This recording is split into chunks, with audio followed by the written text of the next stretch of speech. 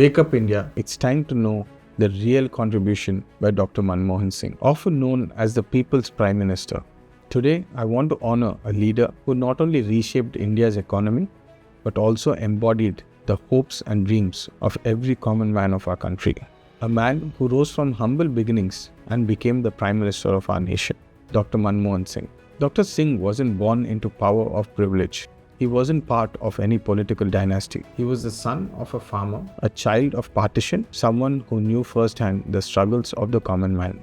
His journey from a small village in Punjab to the corridors of power in New Delhi is a story of resilience, education, and an unshakable commitment to serve the people of India. Dr. Manmohan Singh understood the aspirations of the middle class of our country. He was one of them. He knew the value of every rupee, the importance of education, and the relentless drive to create a better future. When he opened up India's economy in 91, it wasn't just for the corporations or the elite. It was for every hardworking Indian.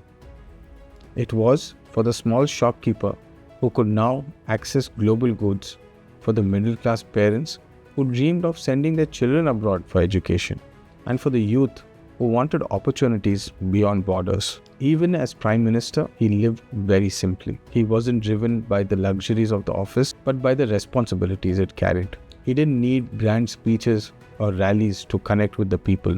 His life itself was a message that with hard work, humility, and integrity, anyone could rise to serve this nation. He was a scholarship student, studying by the lamplight, determined to excel despite the challenges. And as Prime Minister, he always focused on the policies that mattered most to the common man, like the Rural Employment Scheme. The Manrega program guaranteed jobs for millions of rural families, ensuring they wouldn't go to bed hungry.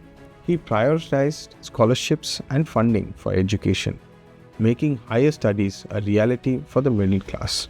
His leadership during the 2008 financial crisis ensured that your savings in the bank remained safe, that jobs were not wiped out, and that India's economy didn't collapse like many of the other global economies. Dr. Singh's policies weren't about building skyscrapers, they were about building lives. He gave the common man dignity and a voice in the economic and political narrative of our country.